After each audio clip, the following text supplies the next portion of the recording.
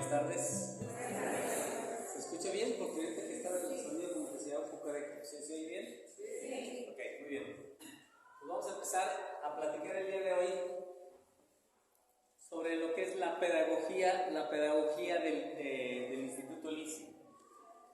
De alguna manera, cuando el instituto se fundó con la intención de aliviar como una especie de antídoto para remediar una serie de problemas que tienen los jóvenes de nuestra sociedad, que pueden ser la delincuencia juvenil, que pueden ser las drogas, que pueden ser las pandillas, que pueden ser los embarazos no deseados, que pueden ser los famosos ninis que no estudian ni trabajan,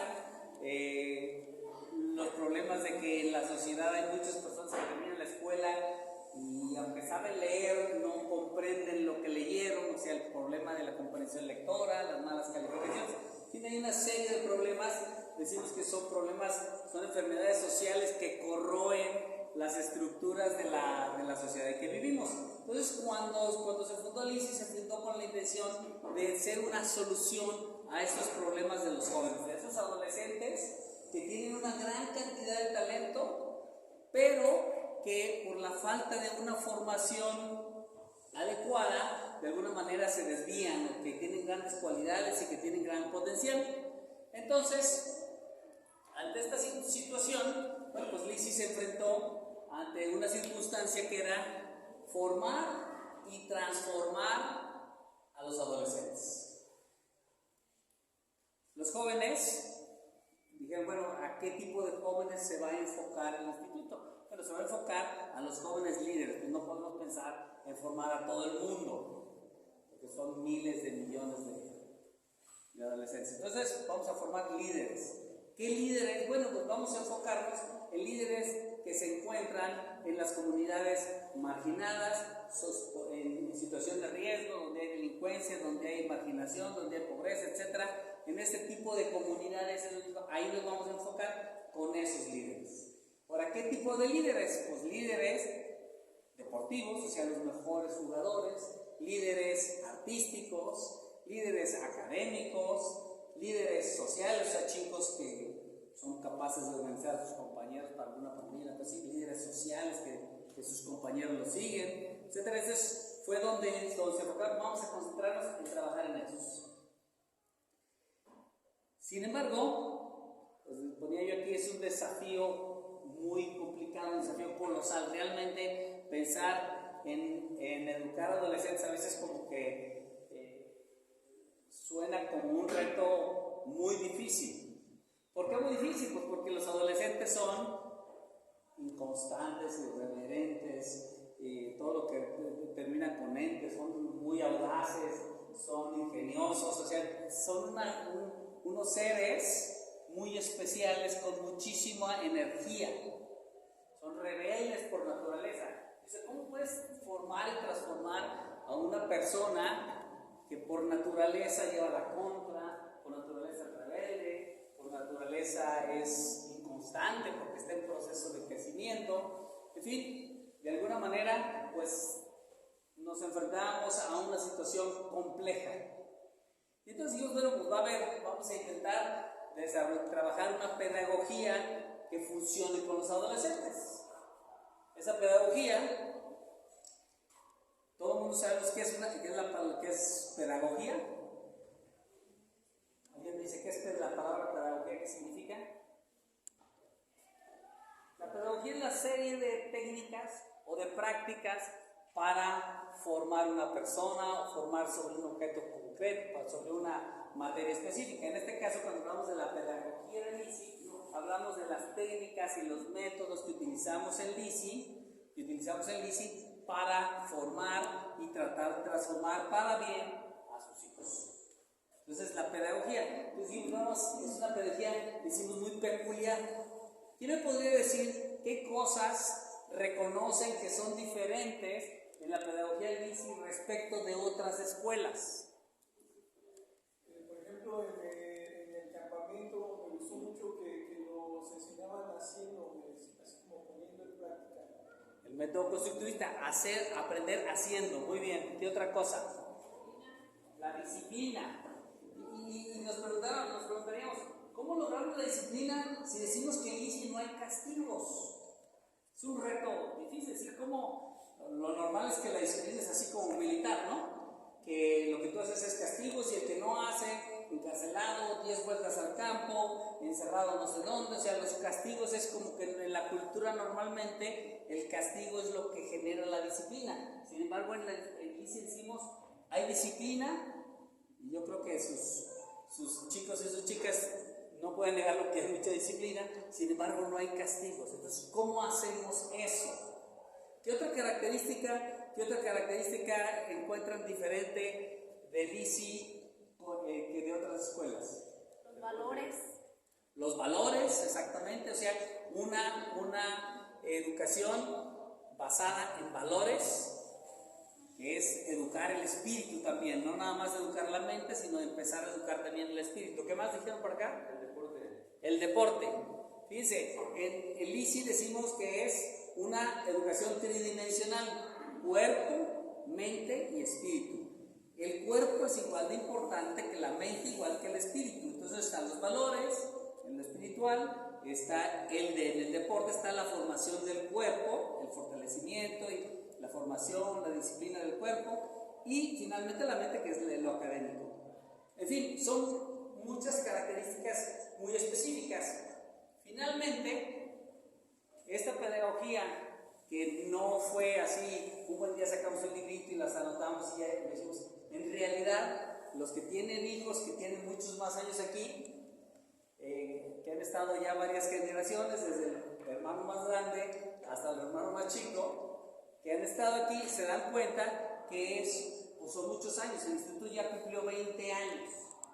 Entonces, desde el primer día empezamos, obviamente, estudiando, los directores, los maestros y todo, y se fue desarrollando una metodología o bien una pedagogía del instituto, muy especial y muy peculiar.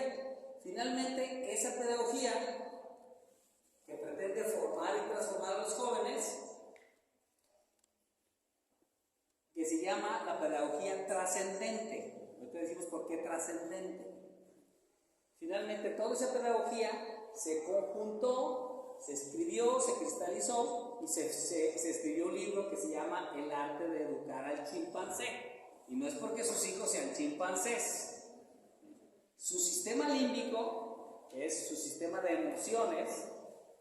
Recuerden que el cerebro tiene la corteza frontal, que es la racional, y el sistema límbico, que es la parte emocional. Todos tenemos esas dos partes. El sistema límbico reacciona como un chimpancé, con mucha fuerza, con mucha violencia, de manera muy inesperada. Eso es lo que tiene el comportamiento del sistema límbico del joven, que le hace dar un grandísimo potencial para desarrollar muchas habilidades. Entonces, por eso el libro se llama El arte de educar al chimpancé, o sea, el sistema límbico del adolescente. No decimos que los chicos sean chimpancés de ninguna manera. Le llamamos a esta pedagogía trascendente porque está basada en una cosa. La situación principal en la que se basa es en el valor de la trascendencia. La clave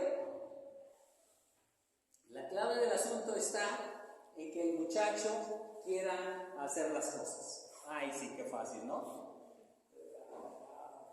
Normalmente todos sabemos que les dices que hagan y pues normalmente hacen lo contrario. Pues, ¿cómo hacemos que los jóvenes quieran hacer las cosas? Eso no es fácil. Y estas ideas, la idea de platicarles todas estas técnicas, estos métodos, esta pedagogía, es para que ustedes también, como hagamos una pinza, y ustedes también en la casa utilicen las mismas técnicas. Entonces, para que quieran, lo que hacemos es motivar. Decimos que usamos la técnica del judo. ¿Cómo es el judo? Algunos de sus hijos y sus hijas están en el judo. Ustedes saben que la clave del judo no se trata de estar muy fuerte, sino de utilizar la fuerza del contrario para vencerlo. Entonces es lo mismo. Entonces aquí decimos, si si pensamos como en el judo es, ¿qué cosas tienen los jóvenes? ¿Qué cosas tienen los jóvenes que les dan su fortaleza? ¿Qué cosas tienen y con la cual podemos motivarlos? Pues vamos a utilizar sus propias fortalezas para motivarlos a que quieran hacer las cosas. Hay una cosa que es una característica súper importante en los jóvenes. Una característica súper importante es el gusto y la capacidad de soñar. Dice bien, el gusto, todos tienen unos grandes ideales. De repente, algunos jóvenes hasta de repente tienen ideales y tienen objetivos que son ridículos, pero tenemos que motivar aún esos ideales y esos sueños ridículos. Muchísimos de sus hijos sueñan que van a ser Messi. Muchísimas de sus hijas, y esto es una historia real, yo tenía un día, estaba en la reunión, en la clase, y les digo, a ver, pongan un sueño que tienen. Algo que quieren hacer cuando ustedes estén grandes, eran chicas de tercera de secundaria. Y una chica me impresionó mucho porque puso ahí, casarme con un príncipe ruso. Muy bien. O sea, alguien puede decir, ay, qué ridícula. Nunca maten un sueño de sus hijos. Porque esa es la mayor fortaleza que tienen. Si ellos están pensando en visión de futuro, si tienen grandes metas, si tienen grandes sueños, entonces están motivados para vivir y querer hacer las cosas. Si un chico dice, yo quiero ser doctor, entonces cuando él vea su comportamiento se está preparando y tiene una visión hacia el futuro, entonces empieza a querer hacer las cosas. Si están soñando, están motivados. Porque la ciencia de educar no es de decirles las cosas para que se las aprendan ni de machetearse los libros, de estar motivados.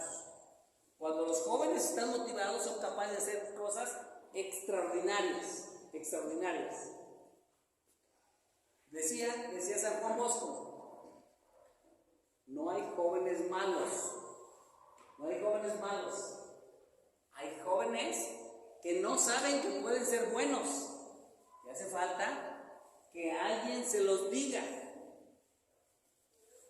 Y vamos a otro elemento de la motivación de los jóvenes. Es cuando un joven comete un error, por ejemplo, que un chico agarró una pluma del compañero y le decimos, eres un ladrón. ¿Qué va a pasar ahí?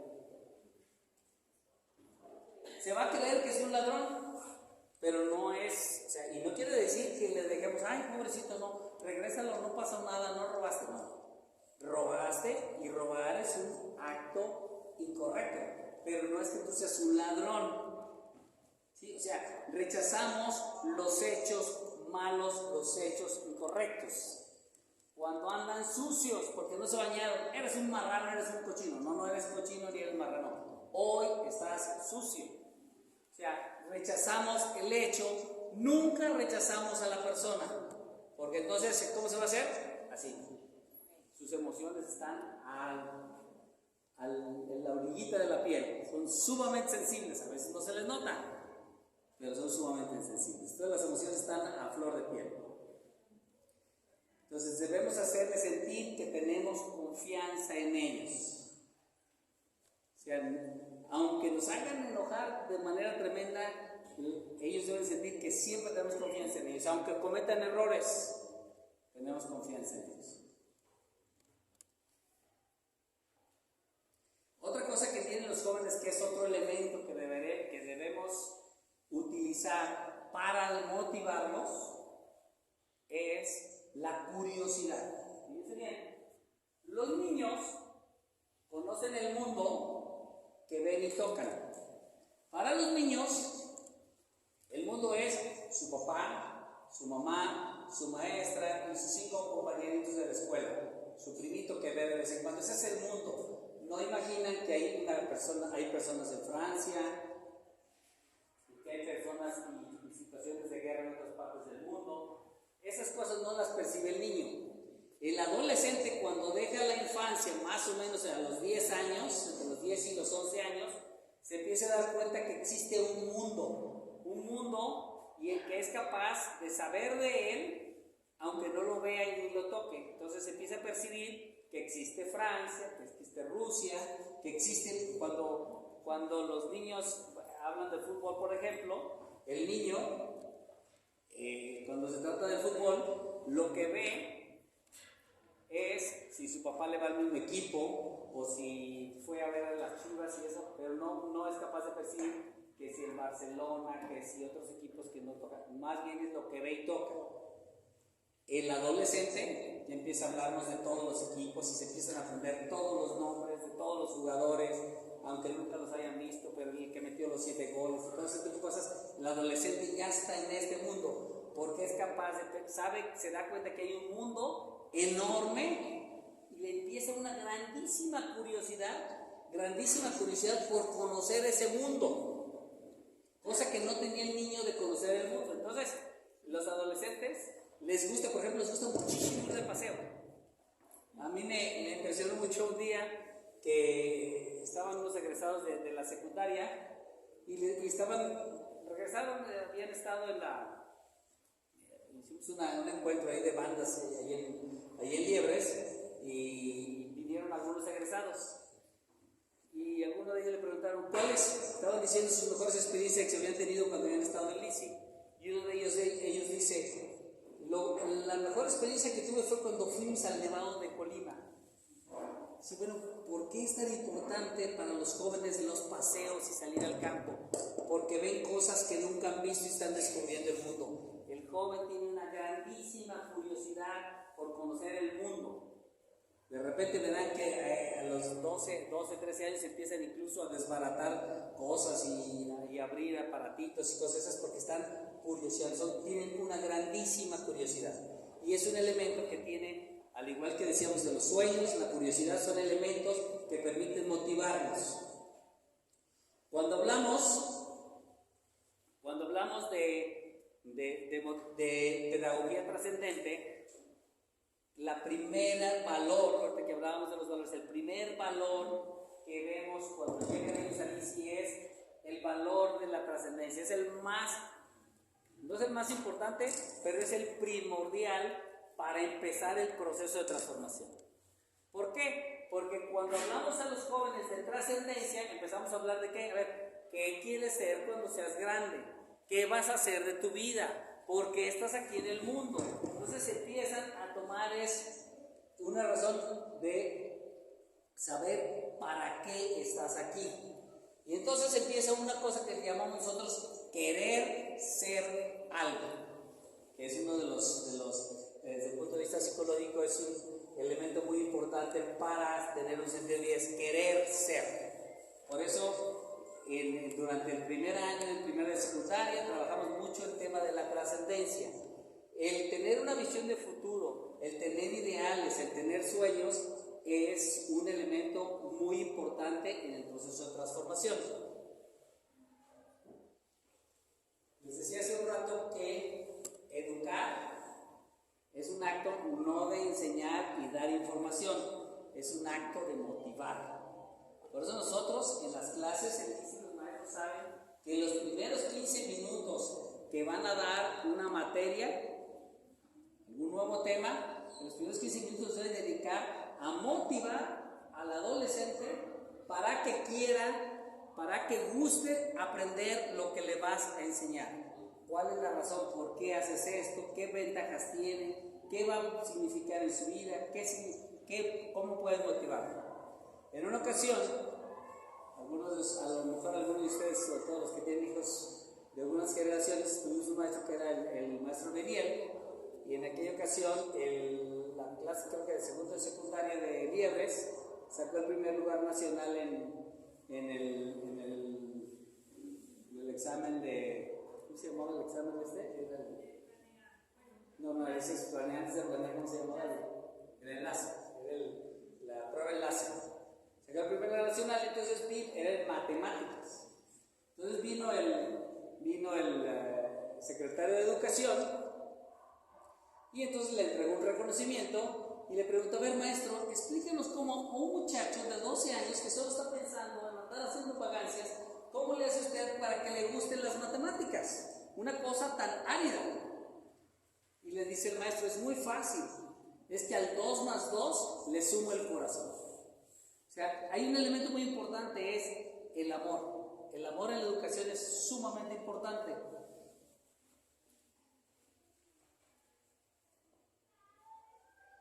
Sumamente importante, porque cuando el maestro le muestra pasión, le muestra gusto por lo que hace al alumno, si el maestro le muestra al alumno que goza lo que está enseñando y con entusiasmo está en el pizarrón y les dice vamos a hacer y les pone un reto y al que encuentre les vamos a hacer esto y los está motivando, está estimulando su curiosidad, entonces si el maestro está entusiasmado, el alumno, ¿qué sucede? Se entusiasma también, se entusiasma aprendiendo. Entonces si el maestro se entusiasma, tiene amor, tiene pasión en la enseñanza, el alumno tiene amor y tiene pasión en el aprendizaje. Es muy importante este proceso emocional del alumno en relación con el maestro. Había este gran escritor mexicano, José Vasconcelos, que fue el primer secretario de Educación que tuvo el país, por allá en los años 20, que hablaba mucho de la importancia del amor del maestro al alumno. Del maestro al alumno, y decía, sin el amor del maestro al alumno, sin el amor o sea, si los maestros no tienen amor a sus alumnos, dice, la escuela es un panteón de verdades. O sea, lo que quiere decir, al ser un panteón es una cosa muerta. Aunque sea muy cierto lo que enseñan, el maestro puede pasarse 5 horas diciendo las cosas, repitiéndolas, haciendo que se lo pase bien, no se van a aprender nada. ¿Por qué? Fíjense bien, esto es muy importante. Los maestros no enseñamos. El maestro enseña muy bien, no es cierto, no enseñamos. Los alumnos deciden aprender. Y como maestro nosotros sabemos muy bien que puedes hacer todas las técnicas, ponerle todos los videos y todos los dibujitos y pararte de manos para que aprenda no sé qué. Si el alumno no tiene ganas de aprender, no te va a hacer caso y no va a aprender nada.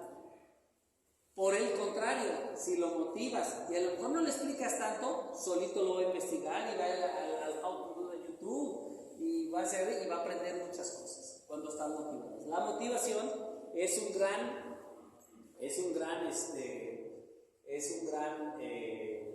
motor en el comportamiento del joven. Solo como ejemplo tenemos algunas gentes que han hecho grandes cosas, han cambiado la historia cuando eran aún muy jóvenes. Por ejemplo, Santa Juana de Arco tenía 16 años, la edad que tienen muchos de sus hijos, de sus hijas, 16 años. A los 16 años dirigió el ejército de Francia para liberarlo de Inglaterra, que es lo que tenía una grandísima motivación y un gran potencial, porque los jóvenes tienen un gran potencial. Por ejemplo, Alejandro Magno a los 19 años conquistó todo el mundo conocido, desde Grecia hasta Persia, ¿no? A los 19 años empezó. Y por poner otros ejemplos, ya más cercanos, todo el mundo sabe quién es Zuckerberg. Zuckerberg es el que inventó el Facebook. Ustedes saben, el Facebook lo inventó cuando tenía 18 años. Estaba motivado. Entonces, con la motivación el joven puede hacer grandes cosas. Entonces, es muy importante mantener la motivación. La motivación no es nomás decirle échale ganas, sino es todo este proceso de decir hay que tener metas, hay que soñar, hay que descubrir, generarles curiosidad y todo eso para estarnos motivando, ¿no? Como parte también del proceso de transformación dentro de la pedagogía del ISI, existe lo que llamamos el contrato social. ¿Qué es el contrato social?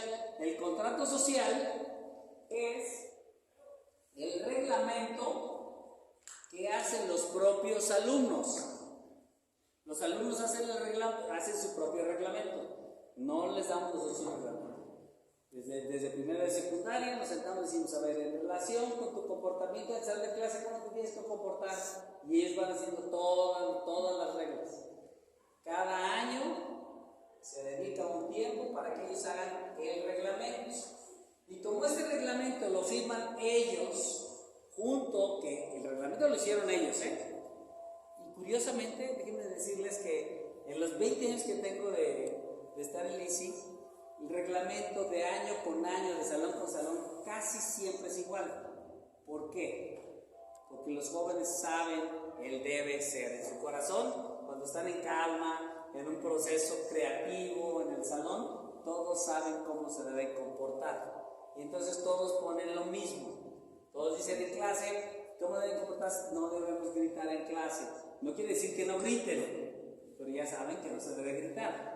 No debo golpear a mis compañeros, ya lo saben, pero lo ponen ahí. No debo dañar las bancas, ya saben que no deben dañar las bancas. Entonces cuando están en calma, ponen todas las reglas. El reglamento es muy fácil hacerlo y ellos lo firman. Pues como ellos lo hicieron, entonces es mucho más fácil que lo quieran cumplir. Entonces decimos, bueno, aquí está el reglamento, aquí están todas las reglas que hicieron, todos están de acuerdo, todos sí estamos de acuerdo. Y ya lo firman, van con la directora y con el director y firman su contrato social. Por eso se llama contrato, porque ellos lo están firmando, ellos pusieron las reglas, ellos las tienen que cumplir. Y luego hay consecuencias cuando rompen una cláusula de su contrato, que sería del reglamento. Entonces hay consecuencias y ellos mismos ponen las consecuencias. ¿Qué voy a hacer? ¿Qué vamos a hacer con un alumno que está gritando en clase? Van a decir todo muy fácil, pues lo sacan del salón porque no nos deja tener clases, ¿no? ¿Qué vamos a hacer con alguien que no trae su uniforme? Pues lo regresan para que se lo ponga, ¿no? Entonces son consecuencias de los actos. ¿Qué vamos a hacer con alguien que no trajo su tarea? Pues se queda al final del día a hacer su tarea para que termine su tarea. En fin, son consecuencias. Y tratamos de que las consecuencias sean lógicas en relación a la falta. Entonces tenemos un sistema que llamamos de consecuencias lógicas. O sea que la consecuencia a la ruptura de la regla no es un castigo, es una consecuencia lógica. Que tiene que ver, si le rayaste la camisa a un compañero, ¿cuál sería la consecuencia lógica? Le compras otra, claro. O sea, no es un castigo, esa es una consecuencia. Y como ellos las escribieron, pues de alguna manera es mucho más fácil propiciar este comportamiento. ¿Me doy a entender?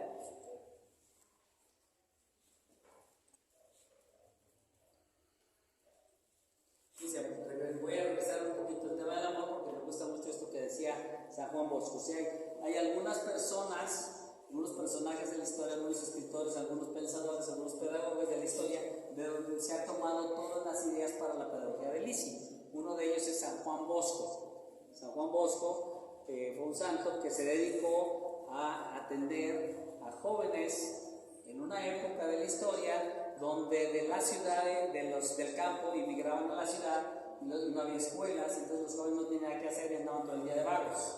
Entonces hizo unas cosas que llamaba oratorios y los formaba, les daba clases para ser carpinteros, para ser plomeros, para hacer cualquier cosa, él hacía técnicas.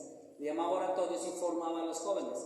Muchas veces incluso eran jóvenes delincuentes, porque llegaban y pues, andaban robando y cosas así, los metían en la cárcel, los sacaba y los formaba. Entonces, él dejó por escrito muchas buenas ideas de cómo formar a los jóvenes. Él tenía mucha sensibilidad. Y entonces, así como decíamos de que decía de que no hay jóvenes malos, sino hay jóvenes que no saben que pueden ser buenos y hace falta que alguien se los diga con amor. También decía, es preferible, fíjense bien, me gusta mucho esto que decía, es preferible la paciencia y abnegación de un maestro que enseña por amor que la indigesta sabiduría. O sea, la indigesta sabiduría es como el que sabe mucho y se cree mucho que sabe todo, del maestro que enseña para que le paguen. Aunque seas un sabio, no sirves de nada si no tienes abnegación y generosidad y amor por los jóvenes, ¿no?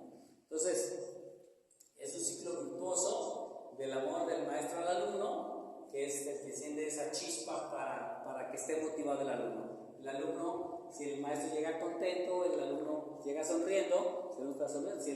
Si el maestro llega atufado y enojado porque el tráfico y no sé qué, y renegando, pues también los alumnos se pueden desarrollar. Entonces es importante generar eso.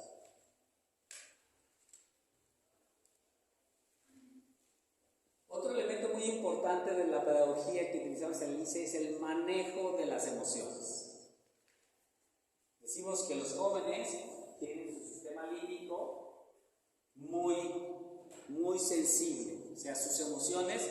Ustedes ven a sus hijos que de repente están acá súper contentos y pasados 5 minutos están en el suelo en la depre total, ¿sí o no? O sea, así, parecen una montaña rusa. No una montaña rusa, de repente están súper cariñosos, después están súper majaderos o majaderas, cualquiera de esas cosas, ¿no? Pero eso es porque tienen las emociones muy a flor de piel. ¿Por qué tienen las emociones los jóvenes de esa manera? Por 2 razones. La primera es porque están en un proceso de cambio de la infancia a la edad adulta. Es una etapa intermedia de su vida en el que su cuerpo produce una cantidad de hormonas impresionantes. Yo tengo un tutorado aquí seguramente es hijo de algunos de ustedes, que el año pasado estaba en primero de prepa, me llegaba aquí. Hoy me saca la cabeza completa. En menos de un año, o sea, crecen de una manera estrepitosa. Y evidentemente eso es producto de un proceso hormonal muy fuerte. De un proceso hormonal que está haciendo que se transforme.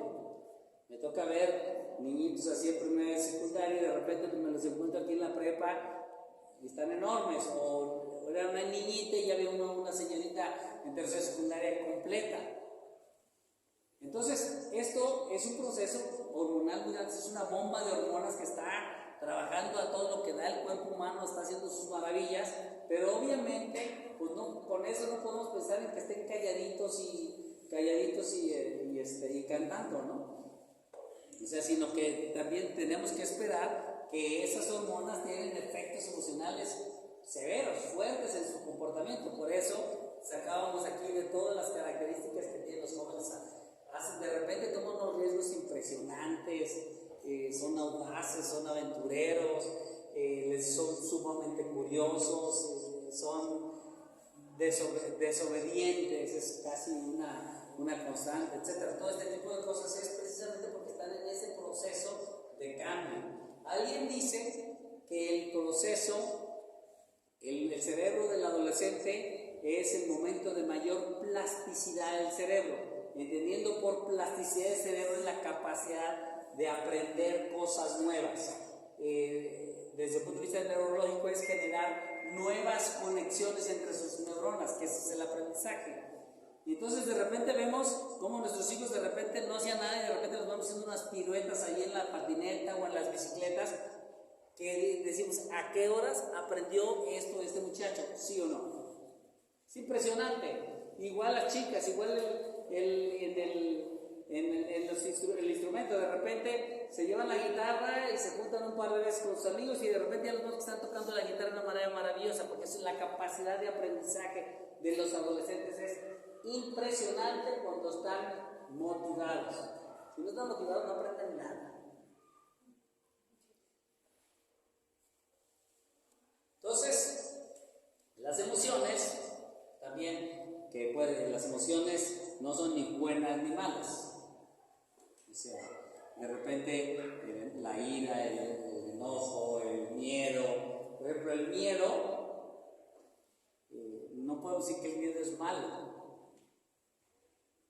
¿Por qué? Porque si tenemos miedo, nos ponemos alerta y nos protegemos de lo que sucede. Pero ¿qué pasa si ese miedo se vuelve angustia? Si se vuelve angustia, la gente se paraliza y no hace las cosas.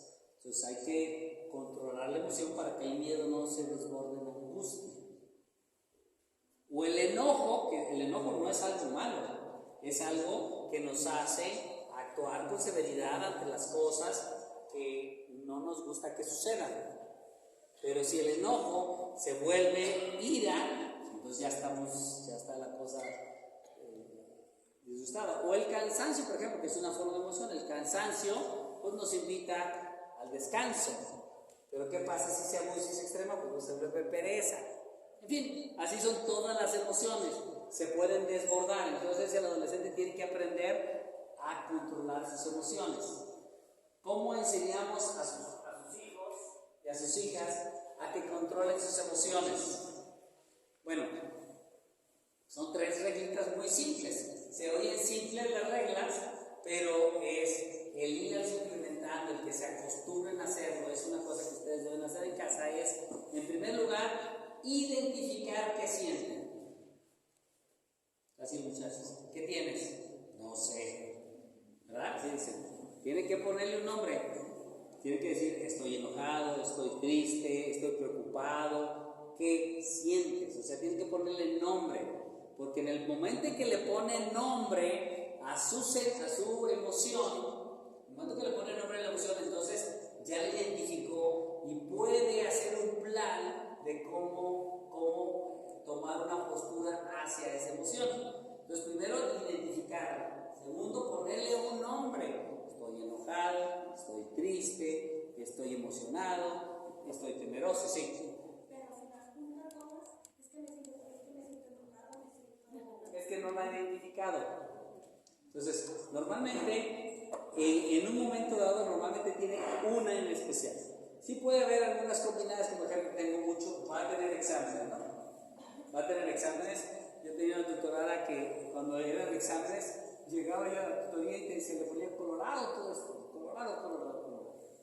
Entonces, era muy aplicada, siempre tenía. Entonces se ponía muy nerviosa de no sacar 100. Y entonces, bueno, ¿qué pasa? No, pues es que tengo nervios de que me vaya mal en el examen. Tenía nervios. O sea, estaba temerosa. Y luego, bueno, ¿qué más? ¿Por qué estás temerosa? Pues porque, ¿qué pasa? ¿Y qué pasa si no sacas 100? Pues no saco 100. ¿Y qué? Pues si sacas 98, ¿qué pasa? Pues nada. En fin, se ponía muy temerosa y inicialmente decía, es que estoy triste. ¿Por qué estás triste? Porque no estudié. En realidad no estás triste, en realidad estás temerosa. Si no debe entender, o sea, hay que ayudarlos a identificar, ponerle nombre. Sí pueden llegar a tener 2 o 3 al mismo tiempo. Puedes tener temor, porque a lo mejor uno de sus compañeros lo quiere golpear, pues tiene temor y tiene enojo, porque lo quiere golpear por algo injusto. Sí puede suceder, pero tiene que cristalizarlo y ponerlo claramente en su cerebro, identificarlo, por eso decimos identificarlo, y ya que lo identifica lo que está sintiendo, ponerle nombre. Y entonces ya puede enfrentar, y entonces ya que lo identifica, le pone nombre, luego ya toma postura. ¿Qué quieres hacer? Porque es otra cosa. Nosotros no les tenemos que decir, no, es que tienes que ir y hacer esto o hacer aquello, y no, lo que pasa es que no estudias, ponte a estudiar. Nosotros no vamos a decirle. Nosotros vamos a tratar de que ellos tomen una postura. ¿Qué quieres hacer? ¿Cómo puedes estar mejor? ¿Cómo puedes controlar eso? ¿Estás enojado? ¿Qué quieres hacer? ¿Qué te gustaría? ¿Cómo? Pero ellos son los que tienen que tomar la solución. Entonces, se dice aquí como muy teórico. En la práctica es una cosa de trabajar poco a poco con ellos en este proceso de identificación, de nombrar la emoción y de tomar una postura. Entonces, en este proceso transformador decimos que es importante el amor, es importante motivar, son algunos elementos, manejar sus emociones, el contrato social, sentirse aceptado por el maestro o por su padre, porque todas estas mismas reglas se aplican para la casa y para el hogar.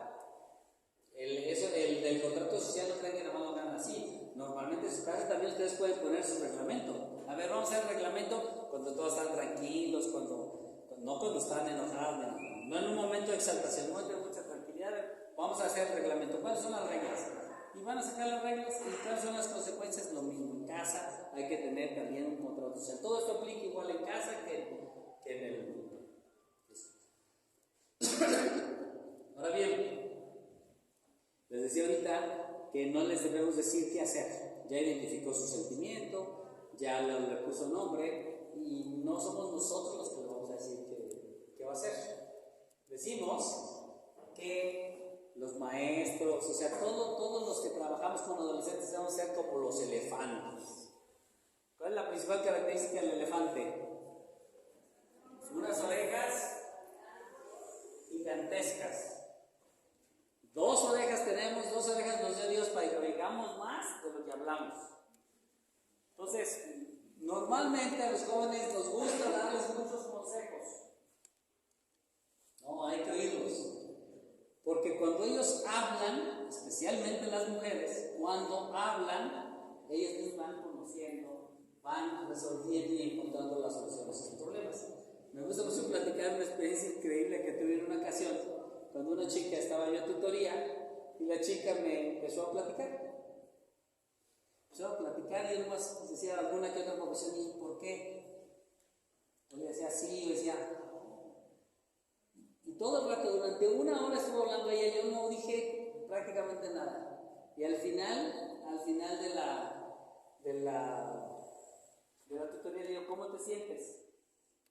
Muy bien, profe, gracias por esos consejos tan bonitos que me dio. Yo no hablé nada. Pero lo que pasa es que ellos tienen la solución, todos nosotros tenemos la solución a nuestros propios problemas con nosotros mismos. Solo hay que sabernos escuchar.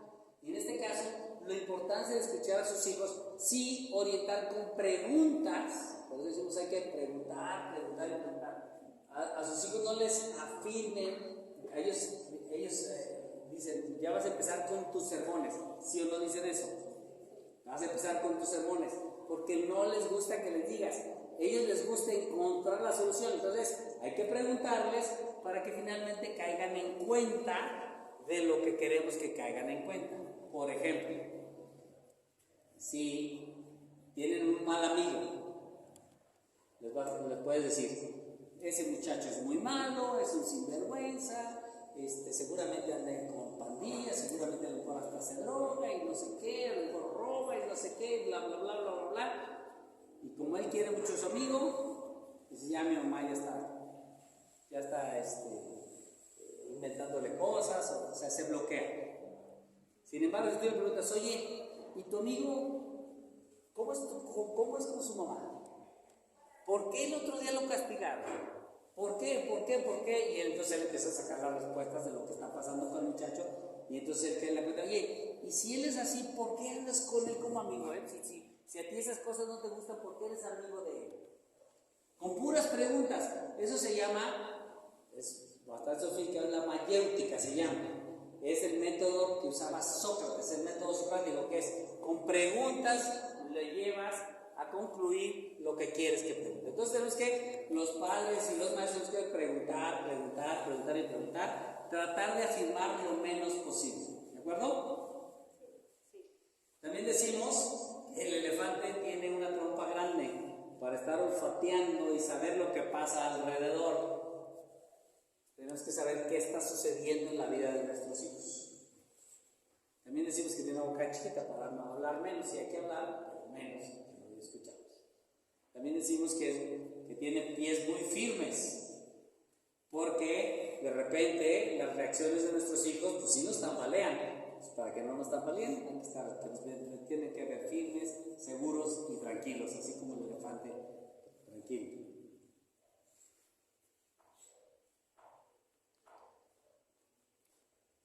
Al adolescente, el tono y la forma en que le decimos las cosas es más importante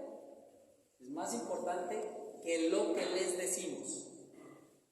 Ellos se fijan más su atención precisamente por tener las emociones a flor de piel, la emoción tan estimulada, llamémosle, se fijan mucho en la forma que decimos. Las mismas palabras pueden significar cosas muy diferentes. Le puedo decir, ¿por qué hiciste eso? Le puedo decir, ¿por qué hiciste eso? ¿O por qué hiciste eso? Las mismitas palabras tienen 3 mensajes absolutamente diferentes para ellos. Si a ustedes les pareció diferente, a ellos les parece aún más diferente. En el primero dicen, mi mamá está tratando de comprenderme, o mi papá está tratando de comprenderme. En la última está diciendo, ya se enojó, ya ni siquiera se fijan que lo que le dijiste, ni van a intentar responder de por qué hicieron eso, ya se enojó. ¿Me doy a entender?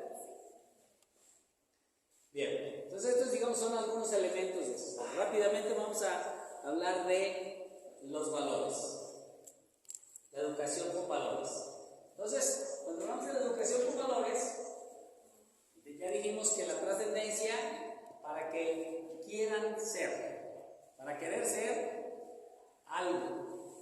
Después la disciplina se enseña para que puedan ser. O sea, ¿por qué la disciplina es valiosa para ti? Le decimos al joven, porque es la única forma en que tú vas a poder hacer lo que quieres hacer. Entonces, para poder hacer, y la única forma de cubrir las deficiencias, la falta de talento es con la disciplina, ¿no? Después decimos que la responsabilidad para que aprendan a manejar su libertad. O sea, porque una de las características del adolescente es se quiere sentir libre. Porque hay muchos adolescentes inclusive que se van de su casa, aunque sea un día, a veces muchos días, a veces un rato, y si ya me voy de la casa porque tienen una sensación de libertad, una necesidad de sentirse libres muy importante. Entonces, si quieren sentirse libres, bueno, el valor de la responsabilidad de alguna manera dice, ok, ¿quieres libertad? Tiene implicaciones. Toma las implicaciones que tiene tomar la libertad. ¿Verdad? Es la responsabilidad, que es hacer lo que se supone que contiene libertad debes hacer. La excelencia es gustar ser. La excelencia es gustar hacer las cosas bien, que les guste tener las cosas limpias, ordenadas.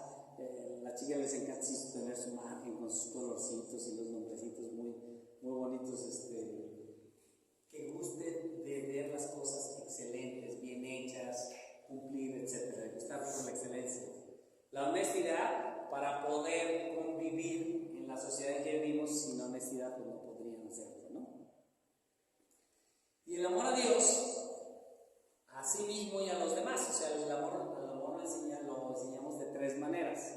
El amor a Dios, primero, como una parte de esta formación espiritual. Dijimos que se forman las tres dimensiones.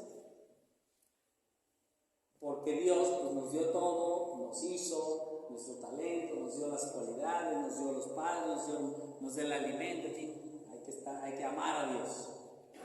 Segundo es amarse a sí mismos. Y fíjense el orden, primero Dios, luego sí mismos. Uno de los grandes problemas que existen en esta sociedad es la falta del amor a uno mismo.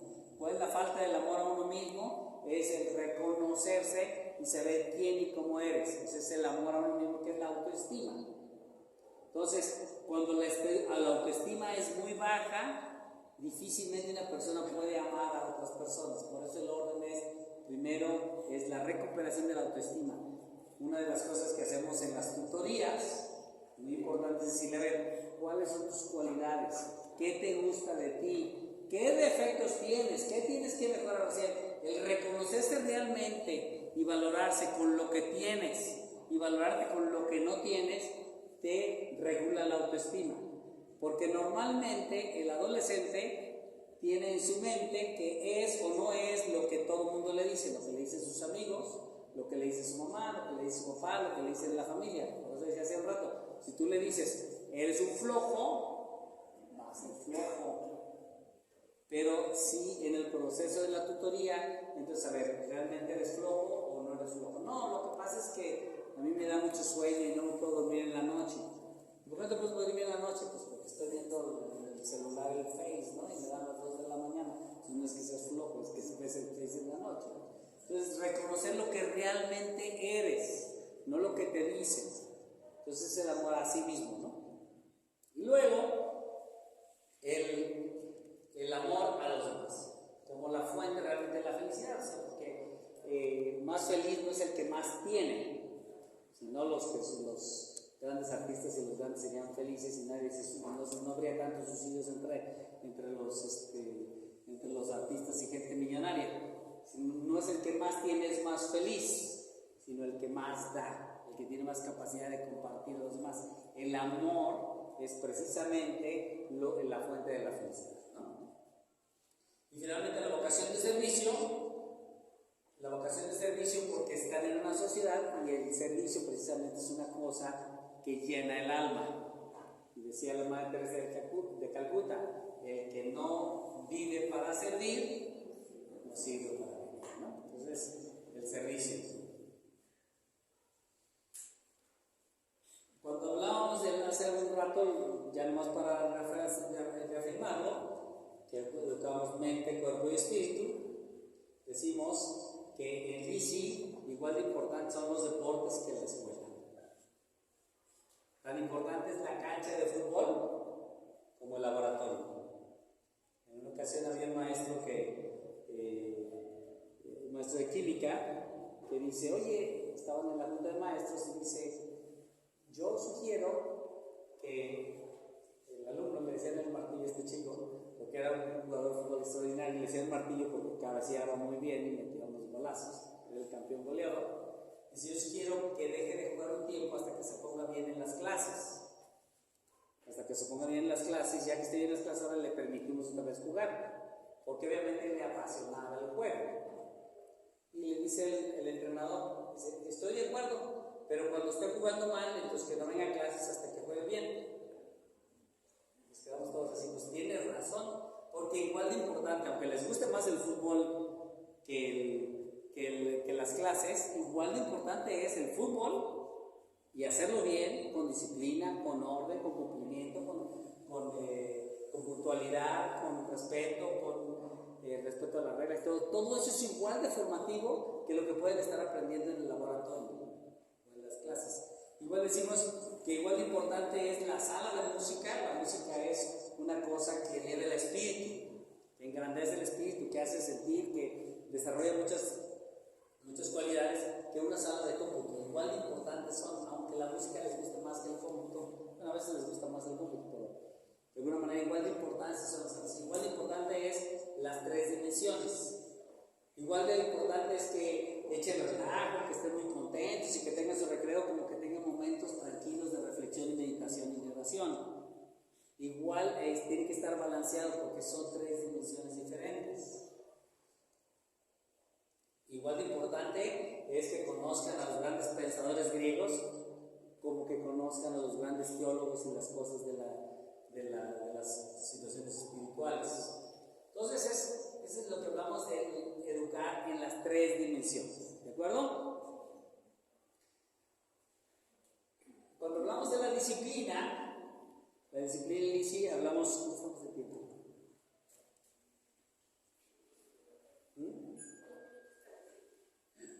No voy a creer si hablamos de disciplina, me voy a ubicar, porque esta segunda parte es muy importante. En alguna ocasión, quizás, seguramente ya con ustedes hemos hecho un ejercicio de entender cómo se sienten y cómo se comportan los adolescentes. Y es importante entender por qué tienen ciertos comportamientos y ciertas actitudes. Vamos a hablar, por ejemplo, por qué se cortan, ¿no? Podemos hablar también por qué grafitean, por qué hay las pandillas, por qué las ropas, por qué se visten a veces muy estrafalario y muy feo, sobre todo algunas chicas, ¿no? O los chicos también a veces. Entonces, para entender un poco el comportamiento, es importante conocer esta gráfica. Sus hijos, aunque no parezca, sufren dos cosas muy importantes porque es normal en el proceso de la adolescencia.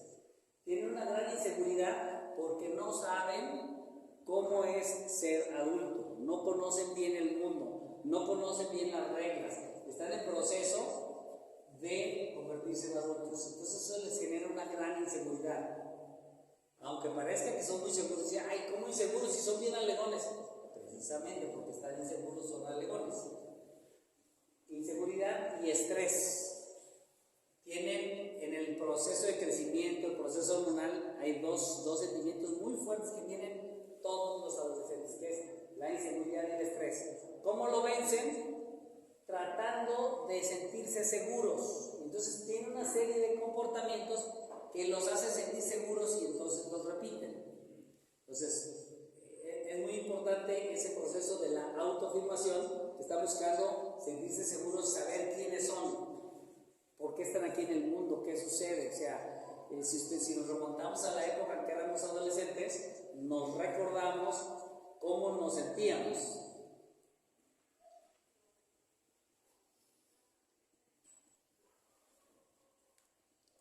Vamos, por ejemplo, las pandillas.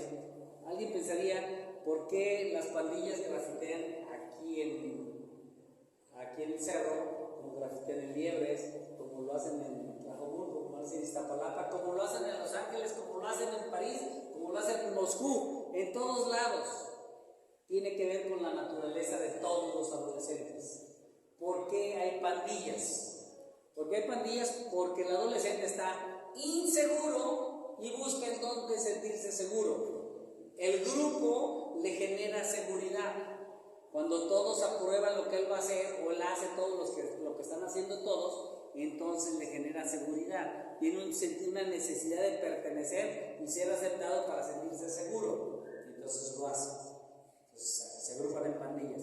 ¿Por qué grafitean? ¿Por qué creen ustedes que grafitean?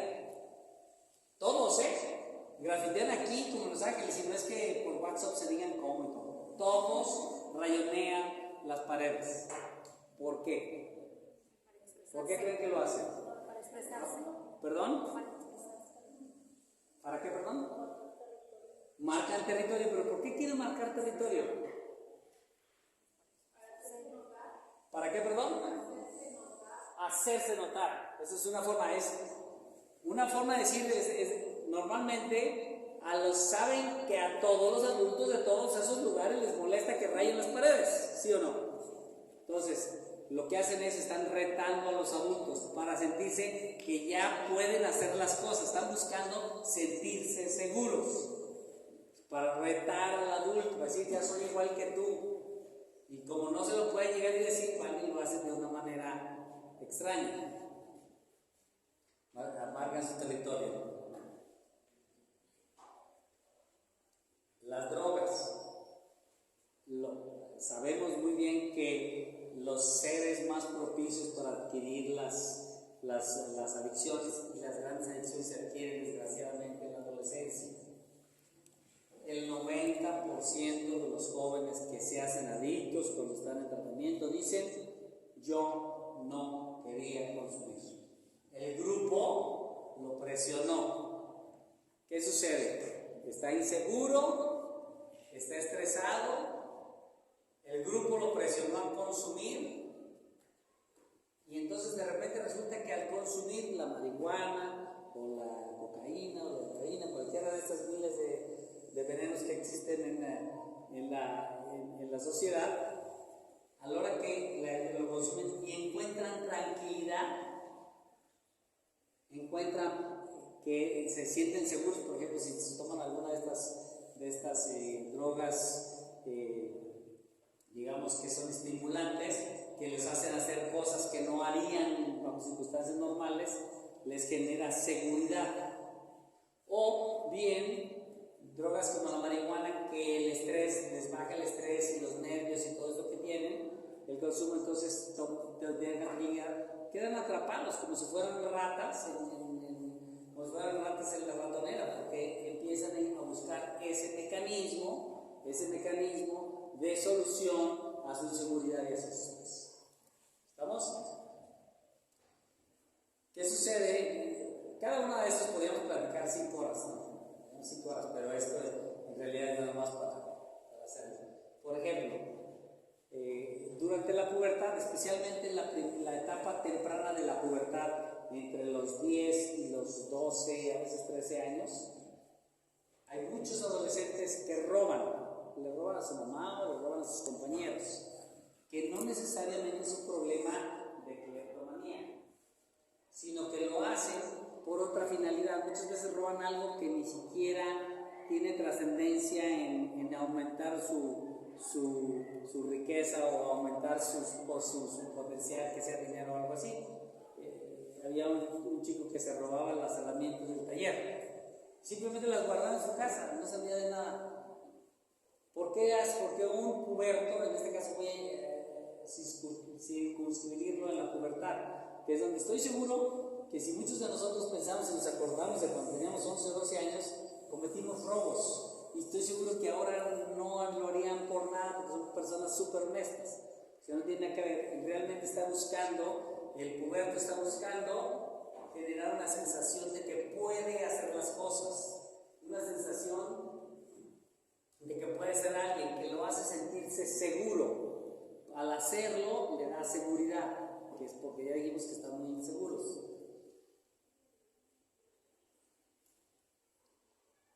¿Por qué los adolescentes desean tatuarse? ¿Sí? ¿Para sentirse mejor?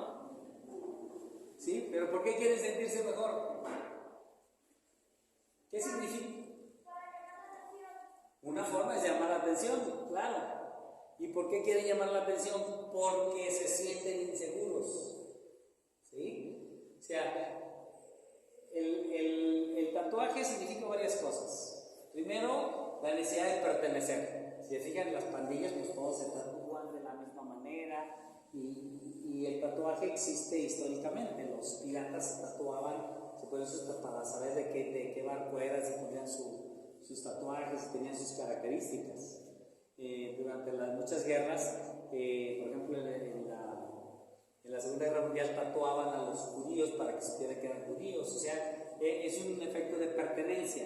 Entonces, como el adolescente tiene una gran necesidad de pertenecer porque está inseguro, porque tiene una gran necesidad de pertenecer, entonces le gusta la idea de tatuarse. Esa es una de las razones. Otra, porque quiere sentirse que él puede decidir sobre su propio cuerpo. Ay, dice la señora, dice la mamá, nada más falta que te tatúes. Téngalo por seguro que se va a tatuar. Porque lo que quiere sentir es que ella puede o él puede decir sobre sí mismo.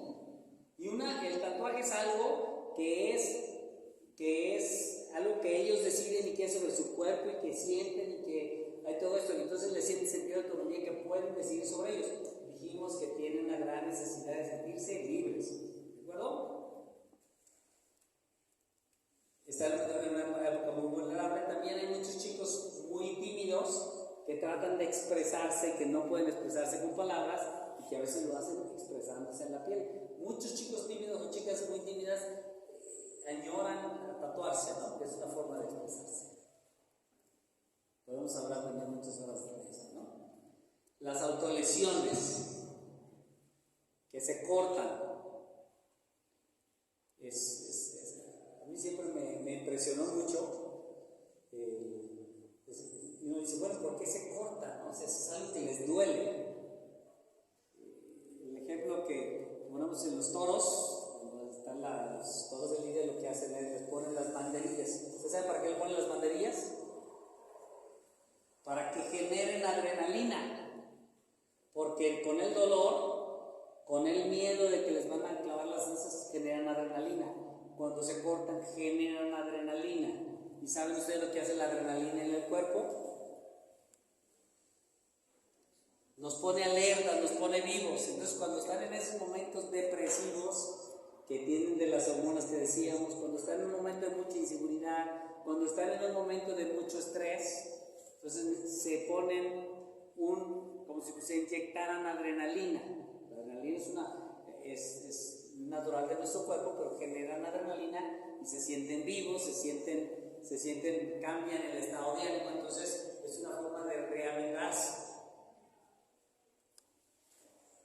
de sentirse vivos. Muchas otras razones a veces tienen situaciones, por ejemplo, de mucha tristeza, de mucho dolor, de alguna depresión, de que se sienten incómodos o que se sienten culpables. O sea, al poner la adrenalina, la emoción cambia. La emoción cambia, se les quita esa emoción que les está para abajo, como dicen ellos. Entonces, cuando se hace generar adrenalina, cambian el ánimo. Entonces, en fin, es para entender un poquito por qué se producen las autolesiones. Otra cosa muy importante con los adolescentes es el fracaso. El fracaso, si el adolescente, el fracaso genera ciertas emociones. No podemos decir que el fracaso puede generar emociones de tristeza, puede generar emociones de angustia, puede generar emociones de aislamiento, de desaliento, en fin, puede generar muchas emociones. Entonces, cuando hablamos del fracaso, es sumamente importante que en la realidad de la vida. Fracasamos más veces que las veces que tenemos éxito, ¿sí o no? Entonces, más veces fracasamos. Entonces, la vida es fracasar. Para tener éxito es fracasar, fracasar y fracasar. En el fútbol, por ejemplo, decimos, solo uno no fracasa, que es el campeón. Todos los demás fracasaron. Yo a veces les hago la broma a los chicos y les digo que el segundo lugar es el campeón de los perdedores. O sea, es el perdedor más importante, porque también perdió. Entonces, realmente hay que saber fracasar. Y nosotros como padres siempre les platicamos a nuestros hijos y a nuestras hijas nuestros éxitos. No les platiquen sus éxitos. Dejen que su cónyuge sea el que platique sus éxitos. Ustedes platiquen sus fracasos y cómo salieron adelante de esos fracasos. Eso los forma más. Es muy curioso porque lo que tratamos de decir es que yo a tu edad yo podía hacer esto, yo podía hacer aquello. Y yo cuando estaba en la preparatoria yo hice esto y gané esto y gané que nos gusta, pues nos sentimos bien platicar nuestros éxitos, pero más importante es platicar nuestros fracasos y cómo salimos de esos fracasos para poderles pasar el mensaje. Sí, se puede fracasar en la vida, se vale y te tienes que levantar, no importa cuántas veces, lo importante no es caer, sino saberte siempre levantar adelante. Es muy importante, ese es un detalle, porque cuando fracasan y dicen, les va mal en alguna cosa, te lo dije, no estudiaste. Tienes que aprender a fracasar, ¿sí? ¿Qué pasó? ¿Por qué saliste tú? ¿Por qué crees que reprobaste? No, porque no estudié. ¿Y por qué no estudiaste? No, pues porque me fui con los amigos, o porque no tenía el libro, no tenía la razón que sea. Pero de alguna manera es que caigan en cuenta, no es te lo dije, ¿no? Que eso es simpaticísimo.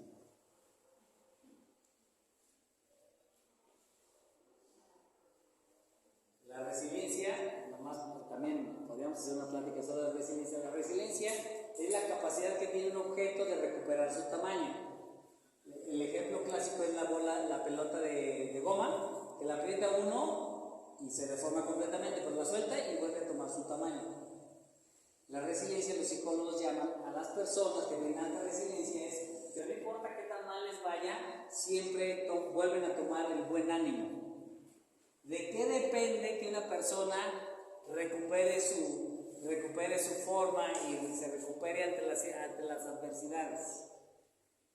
Depende de que no esté mirándose a sí mismo, sino esté viendo hacia afuera. O sea, decimos no, que no esté viendo su ombligo, porque si nada más está, es que me pasó, es que me hizo, pero si está reflejado hacia afuera, también es muy teórico decirlo y en la práctica es difícil lograrlo, pero esa, digamos, es una de las características de la resiliencia.